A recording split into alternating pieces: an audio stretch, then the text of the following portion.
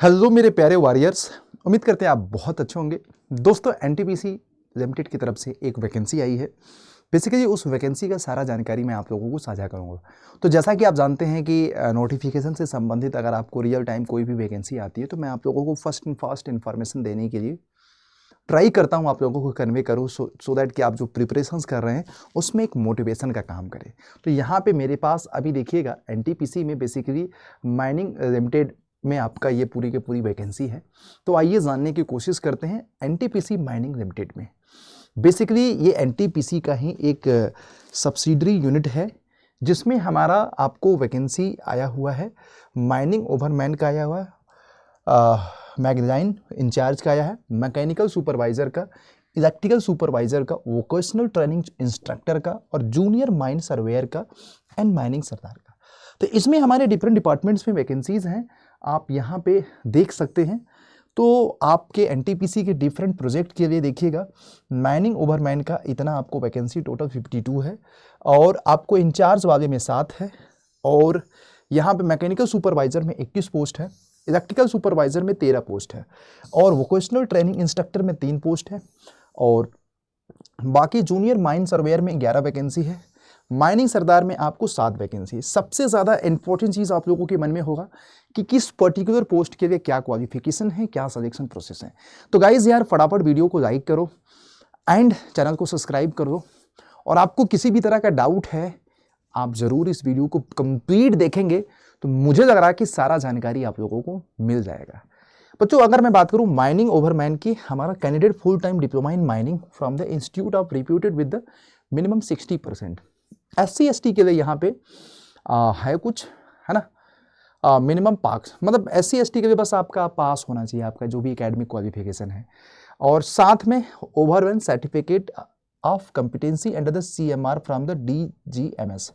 देखो, मतलब ये मिला जुला के डिप्लोमा के साथ साथ माइनिंग में ये सर्टिफिकेट का होना बहुत ज़रूरी है। और इनफैक्ट मैं आपको बता दूं, इसमें जितने भी पोस्ट हैं हर में आपकी एलिजिबिलिटी के साथ साथ यहाँ पे आपको जाना है तो एक सर्टिफिकेट आपका होना चाहिए। जो लोगों के पास सर्टिफिकेट है वो ज़रूर अप्लाई कर सकते हैं। दूसरा देखो, मैकेनिकल सुपरवाइज़र की full time regular diploma in mechanical production engineering, mechanical या प्रोडक्शन इंजीनियरिंग फ्रॉम इतना विथ 60%। बाकी अगर यहाँ पे इंपॉर्टेंट चीज़ ये है दोस्तों कि फुल टाइम डिप्लोमा के साथ साथ यहाँ पे और भी क्या चाहिए। तो यहाँ पे देखो, जैसे कि अगर मैं यहाँ पे एक इंपॉर्टेंट चीज़ मुझे नोट डाउन मिलना है कि मैकेनिकल सुपरवाइज़र में आपको ये चाहिए, इसके साथ यहाँ पे और कुछ तो मेंशन नहीं है। देखो, और कुछ तो मेंशन नहीं है, एक बार देख लेते हैं सो दैट कि हर चीज़ पे हमारी एक नज़र जो है। अब देखो यहाँ पे इलेक्ट्रिकल, देखो मैकेनिकल के साथ और भी किसी तरह का सर्टिफिकेट मेंशन नहीं है, लेकिन इलेक्ट्रिकल सुपरवाइज़र के साथ diploma in electrical and electronics engineering with minimum 60% and having the valid electrical supervisor certificate of competency covering the mining installation issued by the appropriate government.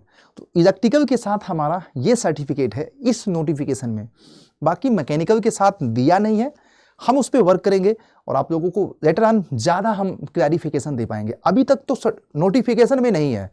तो देखो, और वोकेशनल ट्रेनिंग में आपको डिप्लोमा इन इलेक्ट्रिकल मैकेनिकल इतना, तो जो vocational training instructor की है उसमें तीनों ही ब्रांच हमारी एलिजिबल है। सबसे ज़्यादा इंपॉर्टेंट चीज़ है बेटा, जूनियर माइन सर्वेयर में आपको diploma in mining survey and diploma in mining engineering and diploma in इतना ये आपको, है ना। Diploma in civil from the reputed institute, मतलब आप अगर डिप्लोमा सिविल से भी किए हैं तो आप इस पर्टिकुलर पोस्ट के लिए सिविल वाले भी एप्लीकेबल हैं। माइनिंग सरदार में आप लोगों को 10th लेवल का ये सारा आप देख सकते हैं। अपर एज लिमिट यहाँ पे 30 साल है और बच्चों आपको OBC के लिए 3 साल का रिलैक्सेशन है, SC ST के लिए 5 ईयर का एंड EWS ये सारा है। फॉर्म की डेट वगैरह मैं आप लोगों से अभी शेयर करूंगा, क्या सिलेक्शन प्रोसेस है and note for the purpose of conversion grade, ये सारा चीज़ इन केस ऑफ इंस्टीट्यूट। तो आपको CGPA जो सिस्टम है उसको परसेंटेज में आप as per the institute formula आप कन्वर्ट कर सकते हैं। एंड इंपॉर्टेंट चीज़ है कि सिलेक्शन की प्रोसेस हमारा यहाँ पे, हाँ, initially 3 year and extendable up to the 2 year organisation. मतलब ये है कि ये देखो, आपको जो हमारा रिक्रूटमेंट है वो कॉन्ट्रैक्ट बेसिस पे इनिशियली 3 ईयर के लिए है, बाद में एडिशनल रिक्वायरमेंट पे 2 साल के लिए एक्सटेंड किया जाएगा। और फिक्स सैलरी आपकी 50,000 है और कुछ पोस्ट के लिए 40,000 है। बाकी यहाँ पे सिलेक्शन प्रोसेस उन्होंने भी कर रखा है, स्टेज 1, स्टेज 2, स्टेज मतलब 2 स्टेज में है बेसिकली। उस स्टेज 1 आपका रिटन टेस्ट होगा 100 मार्क्स का, याद रखिएगा रिटन टेस्ट होगा 100 मार्क्स का, एंड मल्टीपल चॉइस होगा covering the relevant subject, discipline will be conducted, duration आप इतना मतलब आपके टेक्निकल सब्जेक्ट आपके रिस्पेक्टेड ब्रांच के आएंगे। बाकी सेकेंड स्टेज हमारा स्किल टेस्ट होगा, competition test of total marks of 100 in the respective discipline will be conducted, qualifying will be इतना। तो selected candidate on the basis of merit written इतना skill and competence, ये तो ठीक है। Test centre आपको यहाँ पे रांची झारखंड में होगा, वेन्यू आपका लेटर ऑन नोटिफाइड किया जाएगा एडमिट कार्ड पे। तो ये है आप लोगों का, पैन इंडिया के लोग इसको अप्लाई कर सकते हैं। बाकी आप लोगों की एप्लीकेशंस की फीस 300 है, और ऑफलाइन भी आप पेमेंट कर सकते हैं, ऑनलाइन भी कर सकते हैं। बाकी बच्चों आप लोगों का फॉर्म का जो फिलिंग प्रोसेस है आप लोगों को शुरू हो जाएगा 12 तारीख से, और लास्ट डेट 31/12/2023 होगा। तो जो भी स्टूडेंट्स बेसिकली एनटीपीसी कि पर्टिकुलर इस यूनिट पे काम करना चाहते हैं कॉन्ट्रैक्ट बेसिस पे, आप इसको कर सकते हैं as a secondary job options. आप इसके साथ अपनी प्रिपरेशंस भी कर सकते हैं, ये एक आप लोगों के पास ऑप्शन है। मैं आप लोगों को सजेस्ट करूंगा कि अगर आपके पास टाइम है और तैयारी, देखो आपको टेक्निकल सब्जेक्ट आना है तो इस फॉर्म को ज़रूर भरिए। 3 2 5 साल का है, 5 साल में बहुत सारी चीज़ें बदल जाती है। हो सकता है कि 6 महीने बाद आपका कोई और सरकारी जॉब अच्छा सा लग जाए, तो वो बेटर आप लोगों के लिए ऑप्शन होगा, है ना।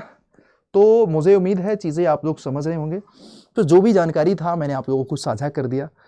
और भी जानकारी अगर आप लोगों को कन्फ्यूज़न है किसी भी तरह का तो आप लोग ज़रूर बताइएगा। मिनिमम एज लिमिट 18 साल तो होता ही है, अपर एज लिमिट आप लोगों ने दे ही दिया, और मैकेनिकल सुपरवाइज़र वाले में डिप्लोमा ही चाहिए। और इसमें सिविल की भी वैकेंसी है, जैसे कि वोकेशनल ट्रेनिंग इंस्ट्रक्टर में तीनों ही ब्रांच भर सकते हैं। तो बस इसी तरह के इन्फॉर्मेशन वगैरह में अगर किसी भी तरह के आपको हेल्प की ज़रूरत है, let me know in the comment section.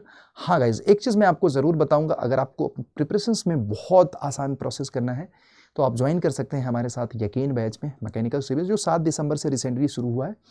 और वीडियो के नीचे डिस्क्रिप्शन में आपको लिंक मिलेगा, और अड्डा 24/7 के एप्लीकेशंस को ज़रूर डाउनलोड कर देना, क्योंकि उस लिंक से वहाँ पे जाकर के डायरेक्ट मैक्सिमम डिस्काउंट में पा सकते हैं। अगर आपको कूपन कोड की ज़रूरत पड़ेगी मैजिकली सबसे लोवेस्ट प्राइस में, तो Y201 कोड यूज़ कर देना।